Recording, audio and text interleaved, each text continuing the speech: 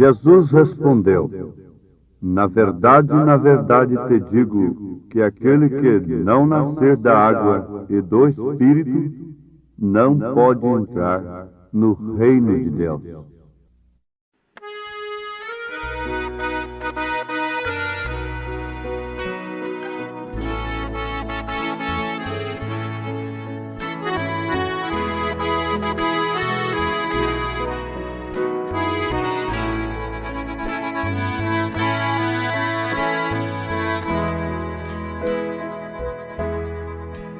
Quando o sol brilhava quente, penetrando no infinito,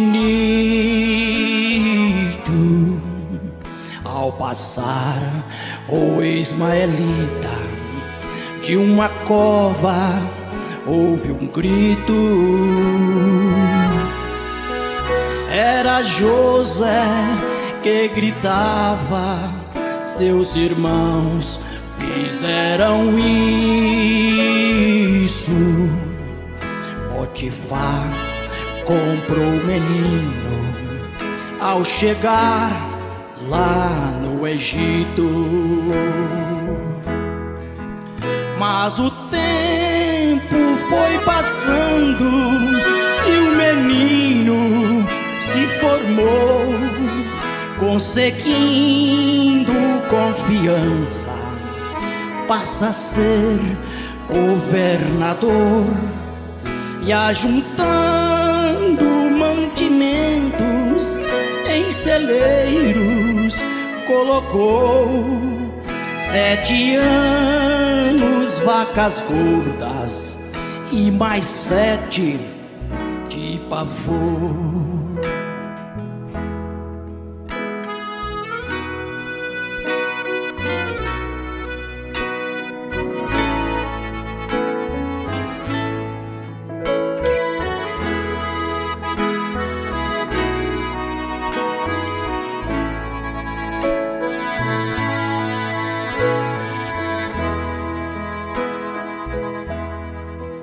Veio depois de alguns anos nos países imprevistos e tiveram que comprar alimentos no Egito. E Jacó mandou seus filhos ir comprar com muita fé. Não sabia que o governo era o seu filho José. E José, vendo os moços, logo os reconheceu. E depois de duras provas disse: sabes quem sou eu? Eu sou aquele menino que vocês mesmo venderam. Eles caíram por terra logo que os reconheceu. E José disse a eles: de saudades eu chorei, mas não temas, meus irmãos, eu vos já lhes perdoei. Tudo que vocês fizeram para mim foi um favor. Hoje aqui no Egito eu sou governador.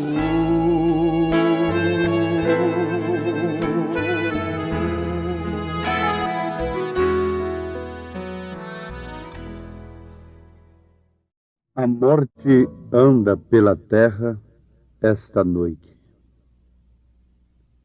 A morte anda pela terra esta noite. A pessoa que estava certa disto não saía de casa pois na sua casa havia o sinal. Ela estava sob o sangue do cordeiro.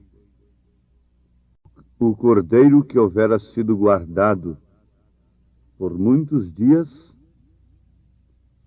agora tinha sido imolado, e o seu sangue estava sobre os umbrais de suas portas. E ela não atendia, aquela pessoa não atendia a convite algum. Ela não se movia de debaixo do sangue, do sinal, porquanto ela sabia que a morte andava pela terra naquela noite. Ouvintes amados, na verdade, experiências dos outros deveriam nos livrar de momentos amargos, mas infelizmente isto não resolve. Experiência dos outros. Se resolvesse, muitas filhas evitariam lágrimas e desgraças vendo experiências de suas mães, experiências que lhes causou lágrimas, sofrimentos. Mas diz o profeta que, infelizmente, a experiência de outros não servem para nós. O que vale dizer, não nos adverte. Se servisse, nós evitaríamos muitas desgraças sobre nós. Mas temos de experimentar. Não adianta o conselho, não adianta dizer, não faça isto porque isto vai causar aquilo. A pessoa quer experimentar, bater com a cabeça na parede. Mas nesse caso aqui, nós devemos tomar para nós, porquanto se trata de um tipo, para nós, uma coisa que foi escrita para nós, disse o apóstolo São Paulo, na sua primeira carta aos Coríntios, capítulo 10. Lá no Egito havia uma noite de morte. E somente aqueles que estavam sob o sangue é que teriam a experiência de ficarem descansados e não passariam pela experiência da morte, do luto, da tristeza. E a pessoa sabia, pela palavra do profeta, que a morte andava por aquela terra naquela noite. Uma vez que isto ficou escrito para nós, devemos nesse instante sabermos se a morte tem andado por esta terra ou não durante esta noite de trevas espirituais, de confusão religiosa, de ismos, falsas doutrinas, ventos de doutrinas, propagandas de todas as formas em torno de Jesus Cristo. A condição moral tem mostrado que, de fato, a morte espiritual, o anjo da morte, o espírito do engano, tem descido sobre a terra. E ela tem sido entregue a um juízo temporário, porque tem rejeitado a palavra do profeta. Sim, aqueles que rejeitaram a palavra do profeta passaram pela triste agrura, pelo triste sofrimento de verem seus primogênitos mortos. Porém, Aqueles que obedeceram à palavra do profeta não passaram por esta experiência.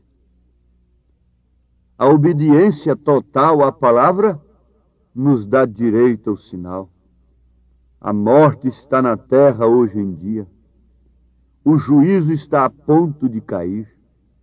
Bombas atômicas e de hidrogênio e toda classe de desastres, sequestros, terrorismos, insegurança tem assolado a terra. E tudo isto e coisas piores estão reservadas para as nações. Agora, Deus tem falado. O profeta dele veio falar. Veio anunciando estas coisas. Ele viu 7 visões principais em 1933. Ele viu tudo o que aconteceu com Mussolini, com Hitler, os 3 ismos sendo absorvidos, 2 por um deles.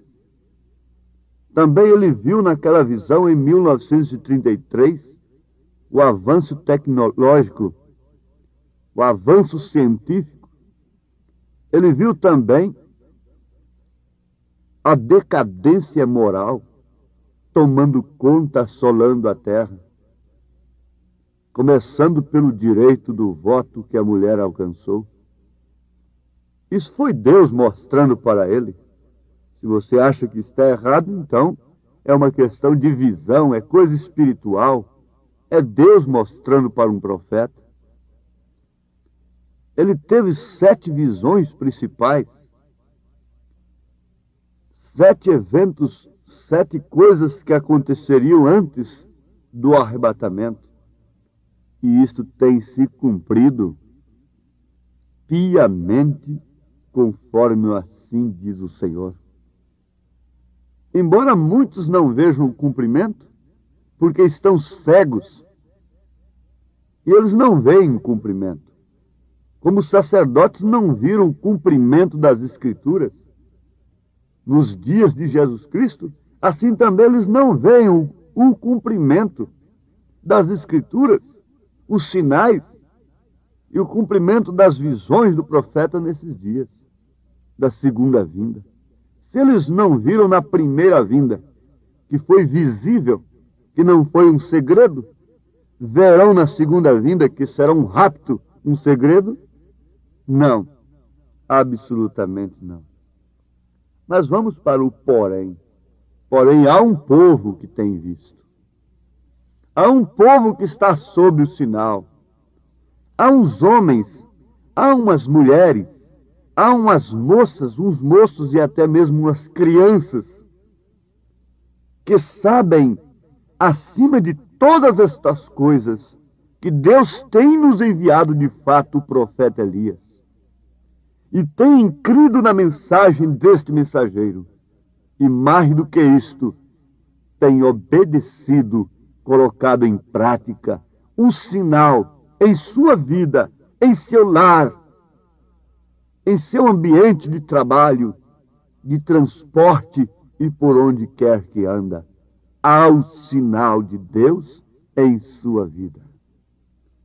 Indiscutivelmente este sinal é o Espírito Santo. Não tenha dúvida. Sim, Jesus respondeu: na verdade te digo que aquele que não nascer da água e do Espírito não pode entrar no reino de Deus. João 3:5. O sinal é exposto, e a maneira que vivemos mostra que, se de fato temos o sinal, nós amamos uns aos outros. O profeta diz: os crentes devem se separar das coisas do mundo. Naquele dia, o israelita obediente estava separado, estava sob o sinal, estava confinado sob o sinal, porque ele sabia que a ira estava sobre a terra naquela noite. Se não tem luz, pode ver o estado do povo como um juízo? Não vê? Vê como progresso, como evolução. A evolução que tem naturalizado o pecado, oficializado o pecado, a prevaricação, a prostituição, o sodomismo, apelidado de evolução. Mas esta evolução, que ao invés de diminuir o crime, faz aumentar o crime, ao invés de fazer desaparecer o terror, faz ampliar o terror, o medo, a enfermidade, a degeneração da raça, ainda que dispondo de todos os recursos. Mas onde pode se encontrar isto? Não é o que está sendo visto numa revista? Um moço chega e diz: antigamente jogavam arroz sobre um casal nubente. É aquele casal de jovens que acabou de se casar ali. Então os jovens jogavam arroz neles quando iam saindo do altar. Mas hoje estão jogando pílulas. Pílulas para quê? O que significa isto? Justamente numa coisa que é o tipo da igreja e da palavra. A mulher sendo o tipo da igreja, o homem sendo o tipo da palavra. Uma revista soltou isto. Casal de nubentes, ao invés de receber uma chuva de arroz, recebendo uma chuva de pílulas anticoncepcionais. Meus amados, vamos atinar em tempo para a verdade. Eu não quero salvar o mundo. Eu não quero ganhar o mundo para Cristo. De maneira alguma. Eu seria um cego, ignorante espiritualmente, se tentasse ser a palmatória do mundo e converter o mundo hoje pela minha pregação. Paulo disse: Oxalá, rei Agripa, que você fosse convencido, hein? Não sou tão ignorante ao ponto de pensar assim, mas há sempre alguém que pode ser ajudado, que carece, que aceita a misericórdia de Deus. Veja ali, logo num casamento, a mulher representando a igreja e o homem representando a palavra, sob uma chuva de pílulas anticoncepcionais. Que paradoxo com o símbolo de antes. Antes era sob uma chuva de fartura, de arroz para criar os filhos. Um símbolo, não é? Um tipo. Mas agora é de esterilidade. Uma igreja estéril, com uma palavra pervertida. O que quer dizer uma mulher estéril com um homem pervertido. Esse é o estado do mundo em que estamos vivendo. E vamos chamar isso de cristianismo. E vamos jogar água benta nesse casal. Depois jogamos pílulas anticoncepcionais sobre ele. Mostrando, de fato, uma vez que a mulher é o tipo da igreja, o homem é o tipo da palavra, que ali está uma igreja estéril, com uma palavra, com um evangelho pervertido. Mas, por outro lado, lá no Egito haviam aqueles que estavam sob o sinal, sob o sangue, sabiam que a morte estava assolando a terra naquela noite. Por outro lado, você pode encontrar sobre este torrão manchado de pecado, de tanta injustiça e de perversão, em todos os sentidos, em todas as alas, você pode encontrar um justo. Deus olhou nos dias mais civilizados do que de hoje, nos dias de Noé. Ele viu um justo, ele viu Noé. Nos dias de Sodoma, ele viu um Ló que se enfadava, que chorava, que se angustiava na porta da cidade por causa do sodomismo. Mas ele ainda vê, ele vê você, que está sob o sinal. Ele vê o justo, se ele viu naquele dia, ele vê hoje. E como antes de botar fogo em Sodoma ele tirou o justo Ló, ele também tirará a sua noiva eleita antes de botar fogo. O fogo profetizado, que é o terceiro batismo que a terra sofrerá. O fogo profetizado por São Pedro na sua segunda carta, capítulo 3. Leiam. Eu não estou assombrando a ninguém. Um pregador que ganha o povo à custa de medo é um falso profeta. Estou apenas encarando a realidade convosco. Mas para quem é esta mensagem? A quem se manifesta o braço do Senhor? Quem dá crédito a esta pregação? E pode se arrepender em tempo? Agora eu pergunto, meus irmãos, o tempo é de quê? De ainda correr matar o cordeiro? Expor o sangue?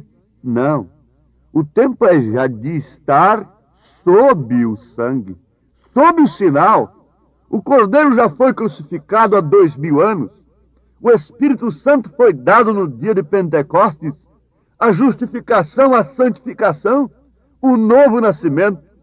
Se ainda não nasceu da água e do Espírito, não pode entrar no reino de Deus. Não entrará no poder do reino milenial. Porque para isto haverá uma graça suprema, pois se trata de uma hora suprema em que o mundo tem que ver Cristo em nós. O mundo via o sinal na casa do justo, do fiel obediente israelita, ainda que zombando, disse, olha, para que aquele sangue nos umbrais das portas? Fanáticos, loucos, mas não importa. O sinal era externo, não é somente o coração, é uma vida vivida. Todo mundo via. Este é um dos segredos que envolve os 7 trovões. É uma vida vivida que não tem jeito de ser pregado, falado, mas é vivido. O sinal era exposto ao mundo, porque a única coisa que detém o mistério da iniquidade, a plenitude do poder da besta, é o Espírito Santo na noiva. Quando ela for retirada, então tudo se consumará, porque a única coisa que ainda está detendo, segundo a Tessalonicenses capítulo 2, é o Espírito de Deus no seu corpo, na noiva eleita. Pode o mundo ver Cristo em ti? Deus bendito, esse poder só pode proceder de ti. O que depende de nós é apenas a fé, a obediência e o que nós queremos ter. Fazer o que devemos fazer como cristãos e aguardarmos o teu poder se manifestar para o rapto, para o arrebatamento, deixando este mundo em grande tribulação. Que todos os teus filhos tenham sido alimentados nesse instante pelo poder do teu Espírito Santo. É a nossa oração, em nome de Jesus Cristo. Amém, Senhor. Amém.